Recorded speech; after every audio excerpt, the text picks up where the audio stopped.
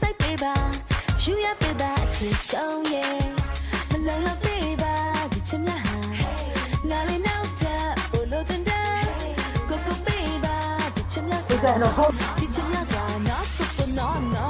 na le ya le clease ya le so le ya ya ta baby di ka ba la ka chi ba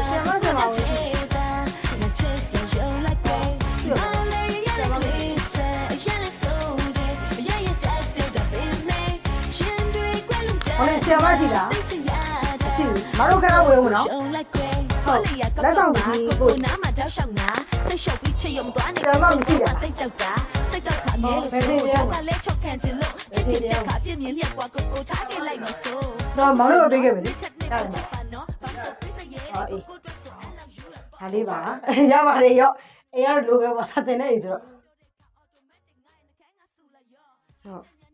ဗီဒီယိုလေးလည်းရိုက်သွားမယ်နော်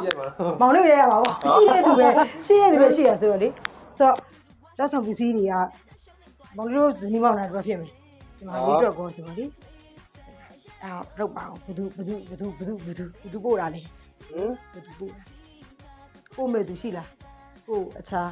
ရှိပါဘူးမဲ့ဒီကတော့ ဟမ်ဆိုတော့ဘသူလဲဒါဆိုလို့ပါကြည့်ပေးဦးတစ်ချက်ဆိုတော့ဟိုကလေအကုန်လုံးကတော့ညီမလေးတော့ကိုပါညီမလေးတော့ကိုဒါတော့မောင်လေးတော့ဖြစ်တယ်အခြားအပစိုးတွေရောအိမ်သုံးပေါ့ဆိုတော့နောက်ထပ် surprise တစ်ခုလည်းရှိသေးတယ်ဟုတ်ဟိုအဝေးကနေအကိုတွေမောင်တွေညီမတွေပို့မဲ့သူရှိလား ဝေးမှာတော့ရှိတယ်လေသူတို့မှာညီမကတော့သူတို့ကဝေးမှာတွေပဲပေါ့ ဆိုတော့နောက်တစ်ခုပစ္စည်းပို့ရင်တော့သိမယ်ထင်တယ်နောက်ပို့မဲ့ပစ္စည်းတစ်ခုမာတစ်ချက်တော့သွားယူပေးဦးမယ်နော် ဟမ် အထိမ်းမနေ့တွေပါရှိလားဝင်းနေလားဆရာမဝင်းနေလား ဝေးတော့မဟုတ်ပါ ဒါဆိုရင်မောင်လေးဝင်းနေ ဘူးသူတို့ဝေးတယ်မဟုတ်ဘူး ဟမ်ဒါဆိုတက်လက်ဆောင်ပို့ပေးရဖြစ်မယ်နော်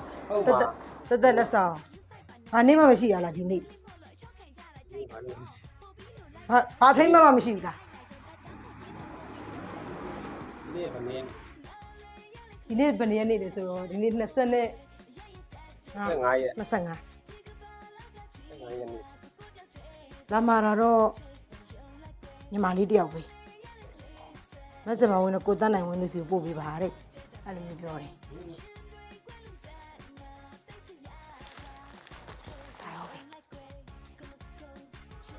ဒါက9000တန်အရွက်100မဆောက်ဘူးစီရောက်နေဆိုတော့ပိုးတဲ့သူကသူ့ကိုပိုးတဲ့သူသိသိချင်းတော့လေမောင်လေးကဘယ်သူပို့တာလဲမေးပေးပါတော့အမတို့ဒီအမှားစာထဲမှာတော့ပြောထားတယ်အဲ့တော့ဘယ်သူပို့တာဖြစ်မလဲဟုတ်ပါစဉ်းစား5ရက်နေ့ဆိုတော့ ဟာရှိတယ် မျိုးသမီးပို့တာပဲနေပါဒီနေ့ကဘာလဲဆိုတော့3လပိုင်း25ရက်နေ့က3လပိုင်းတို့နေ့မို့နေ့တို့စိတ်သက်တဲ့နေ့ ဟုတ်ပြီဒါဆိုဟွာပေါ့ anniversary မင်္ဂလာနှစ်ပတ်လေပေါ့မင်္ဂလာနှစ်ပတ်လေလို့ပြောလို့ရပါပေါ့စိတ်သက်တဲ့နေ့ဆိုဒါဆိုတော့အခြားကိုအဲ့နေ့ကိုတည်ထားတဲ့သူတွေပါရှိလားကို အဲ့ဒီတည်တဲ့သူကတော့ဒီမှာတည်မှာတခြားသူကတော့ပို့တည်မှာဟုတ်ပါဘူးသူကတော့ပို့တည်မှာ ဒါဆိုကိုမျိုးသမီးလိုပဲထင်တာ သူတို့ပဲထင်တာ အော်ဆိုတော့ဒီမှာအမှားစာတော့ပြောထားတယ်ဆိုတော့အမျိုးသမီးပဲအခြားညီမတွေအမတွေရောမဟုတ်ဘူးလား သူတို့ကတော့သူတို့တော့ပို့မှာမဟုတ်နဲ့တူပါတယ်ဟုတ်လဲဆိုတော့အဲ့လိုမှပို့မှာပို့ဘူး ဟုတ်တယ်ဆို surprise ဆိုတော့ဒါဘာပြောလေဟိုကိုထင်မထားတဲ့ချိန်ကျရင်ပို့တာများတယ်ကွာဆိုတော့သူတို့တွေကကိုညီမတွေတွေကတယောက်တလေမဟုတ်ဘူးလားဒါမှမဟုတ်ကိုရဲ့အတိမိတ်ဆွေတွေကရော ဖြစ်နိုင်တော့ဘယ်ပြောမလဲအဲ့ဒီ2ယောက်ပဲရှိတာပဲညီမနဲ့အမျိုးသမီးပေါ့ ညီမရဲ့အမျိုးသမီးရဲ့မောင်ညီလည်းရှိတယ်ညီတယ်အဲ့တော့တွေကကိုအထင်ဆုံးတယောက်ဆိုဘယ်သူဖြစ်မလဲ အမျိုးသမီးပဲဖြစ်ဖို့များပါတယ် အမျိုးသမီးပဲအခြားညီမတွေမောင်တွေလုံးဝမတည်ဘူးနော် ဒီနေ့ကျတော့ဘယ်လိုလဲဆိုတော့ဒီနေ့က3လပိုင်း25ရက်နေ့ဆိုတော့အဲ့ကျွန်တော်တို့ဒီလောက်စပြီးစစ်တဲ့နေ့တွေ မင်္ဂလာနှစ်ပတ်လည်းနေ့လို့ဖြစ်သွားတာပေါ့နော်အဲဆိုတော့ဒီမှာတော့အမှားစာလေးမှတစ်ချက်ဖတ်ပြမယ်နော်အဲ့တော့ဘယ်သူပြောဘယ်သူလဲဆိုတော့သိသွားမှာပေါ့ကိုကတော့အမျိုးသမီးလိုပဲထင်နေဆိုတော့ happy 5 year anniversary ပါကိုရေတဲ့ဒါကြောင့်ဘယ်သူလဲအမျိုးသမီးအဲဆိုတော့ဒီမှာလည်းပြောထားပါသေးတယ်တယောက်နဲ့တယောက်အပြန်လည်နားလည်ပေးမှုတွေကိုချင်းစာမှုတွေချစ်မြတ်နိုးမှုတွေနဲ့အတူကြော်ဖြတ်လာရတာ9နှစ်ပြည့်ခဲ့ပါပြီတဲ့စင်းစင်းပေါ်မှာရောတားလေးပေါ်မှာပါအမြဲတမ်းပျော်ရွှင်အောင်ထားပေးတဲ့တာဝန်ကျေတဲ့အမျိုးသားတယောက်ဖိုင်ရောင်တယောက်ပါတဲ့အခုချိန်ထိနားလည်မှုတွေပေးပြီးတော့မှတစ္ဆာရှိရှိနဲ့ချစ်ပေးတဲ့အတွက်လည်းကျေးဇူးပါယောက်ျားကြီးတဲ့စင်းစင်းတို့နှစ်ယောက်ရဲ့ကဘာသေးလေးအစပြုခဲ့တာ9နှစ်တောင်ပြည့်ခဲ့ပြီတဲ့ရှုံးနိမ့်မှုတွေခက်ခဲမှုတွေပင်ပန်းမှုတွေနဲ့အတူလက်တွဲကြော်ဖြတ်လာခဲ့တဲ့အတွက်လည်းကျေးဇူးပါတဲ့ ဘလောက်လုပ်တွေပင်ပန်းနောက်ကနေအမြဲတမ်း supporting လုပ်ပေးခဲ့တဲ့အမျိုးသားကျမရဲ့အမျိုးသားရှိနေခြင်းကစင်စင်တော့ကကံကောင်းမှုတစ်ခုပါပဲတဲ့ပင်ပန်းမှုတွေအမောပြေပြေပြောစေတဲ့ဒီမိသားစုလေးပါတဲ့ဒီမိသားစုလေးကိုပို့ပြီးတော့တန်ဖိုးထားမြင်လို့ရပါတယ်တဲ့စင်စင်ဘဝမှာတဲ့အချစ်အဆုံးသူ2ယောက်က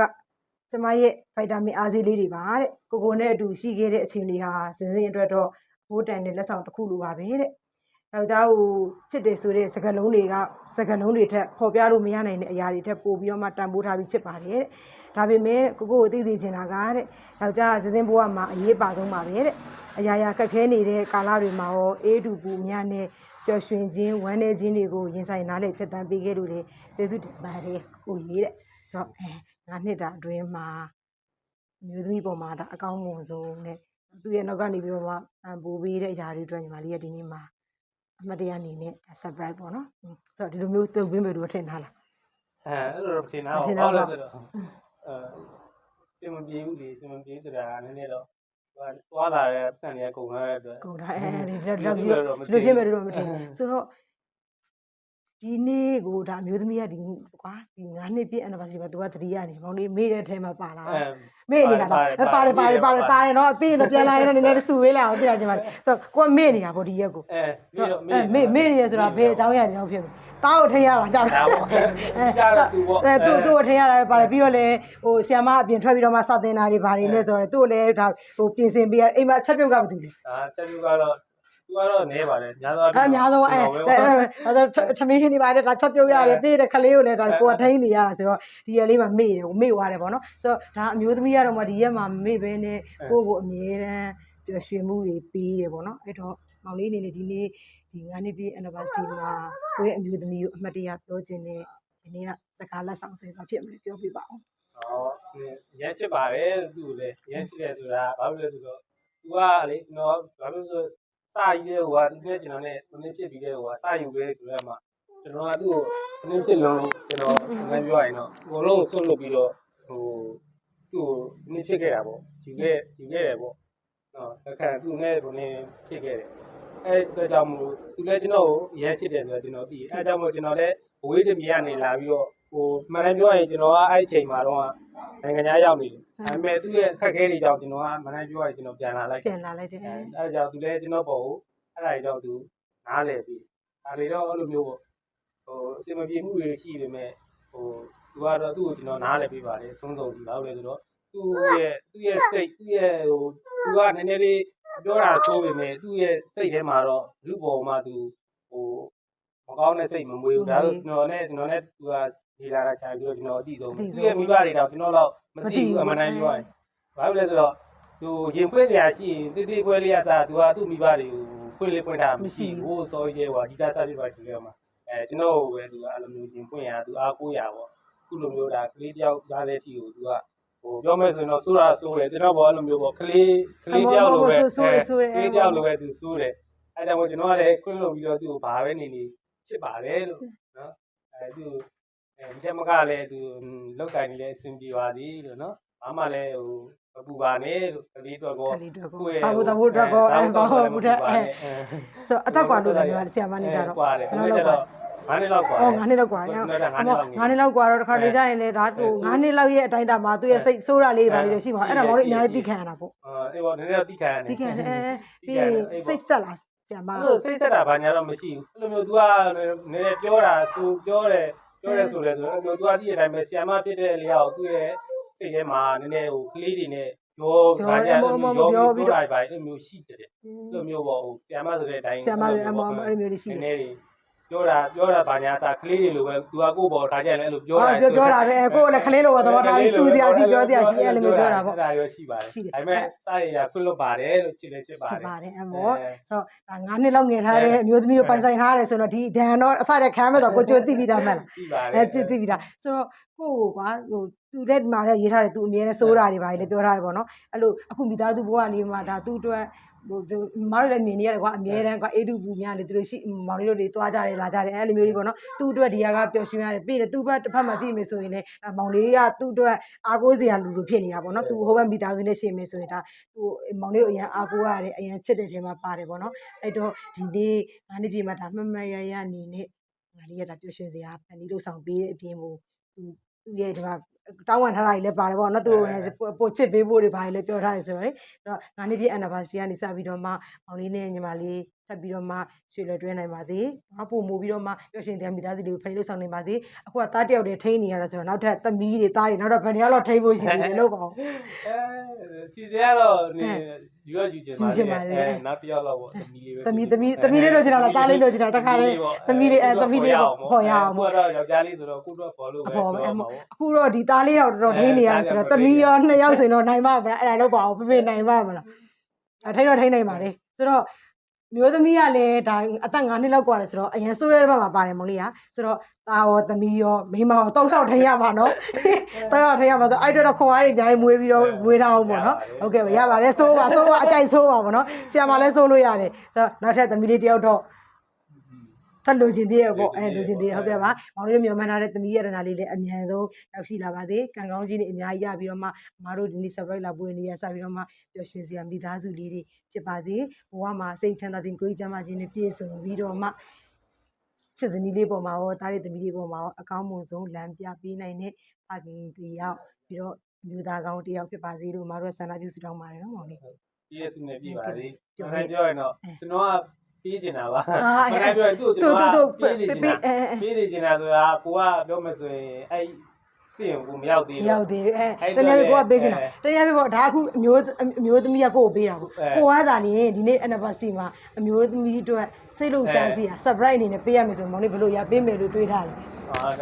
ဒီတက်ကောင်းတာဒီအများကြီးပေးမှာပါဒီတက်များတာအများကြီးဒါပြောလို့တော့ဖြစ်သေးဘူးအစီအစဉ်တော့ရှိတယ်ကိုကပေးချင်တာပါသူကပြောမယ်ဆိုရင်ကိုရီးယားယောက်ျားဆိုတော့အဲ့လောက်သူတို့အတွက်တော့ဒါတွေကပြောမယ်ဆိုရင်တော့ဒါမျိုးတွေကသူတို့ကတော်တော်လေးဟိုမှာအနေဖြစ်တဲ့အရာတစ်ခုတည်းပေါ့ကို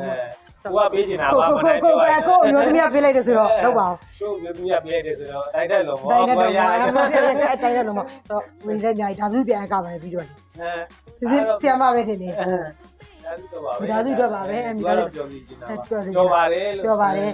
ဒါပေမဲ့တော့ဒီမှာတွေက surprise ပေးလိုက်တယ်ဒီမှာစီဘူးပါတယ်ဆိုတော့မတို့ကသိတယ်အိမ်မှာထမင်းချက်ရတဲ့စပူဘူးပဲဖြစ်မှာလို့နော်ဆိုတော့အကုန်လုံးစီစဉ်ထားပြီးဒါအိမ်မှာသုံးတဲ့ပစ္စည်းတွေပဲပေါ့စားအတွက်လည်းပါတယ်ဆိုတော့လေဒီဆွဲချင်းကြည့်လိုက်တော့ရေးပြီးမှသိနောက်တော့ပြင်တော့ရေးပြီးပါတယ်ရေးပြီးဒါပေမဲ့အိမ်မက်နေကိုကြာနေမေ့နေတာပြန်လာစုခံရတော့မယ်နော်ပြန်လာရင်တော့ဆရာမပြန်လာရင်တော့ရိုက်ခံတော့မယ်အဲ့တော့မေ့နေတဲ့ပုံမှာရောသူ့ပြန်ပြီးတောင်းမှရရှိသေးတာမေ့တာတော့အလုပ်တွေများနေလို့အောက်မှာပါတယ်လို့အမြဲတမ်းမှတ်ရနေရမှာအခုကမေ့နေတော့ကိုကနည်းနည်းမှားသွားတယ်အမှန်တကယ်ဆိုတော့ဒါ9နှစ်ပဲရှိသေးတာမမေ့သေးဘူးနော်စိတ်မဆိုးပါနဲ့9နှစ်ပဲရှိသေးတယ်မမေ့သေးဘူးဒီမှာတော့ဘယ်တော့မှမမေ့ပါဘူးဒါမနေ့စဉ်းစားလိုက်ရတယ်မှာဟုတ်ကဲ့ပါမောင်လေးပြောရှင်များလေးဖြစ်ပါစေအမတို့သားလေးနဲ့အမတ်တရားဓာတ်ပုံလေးတော့မရောက်ပါနဲ့နော်ဗန်နီကနားမယ်ဒါလေးဒီမှာလို့ပိုကြည့်တိုးဒီပြန်လေးဖြစ်ပါစေဟုတ်ကဲ့ပါကောင်းတယ်လား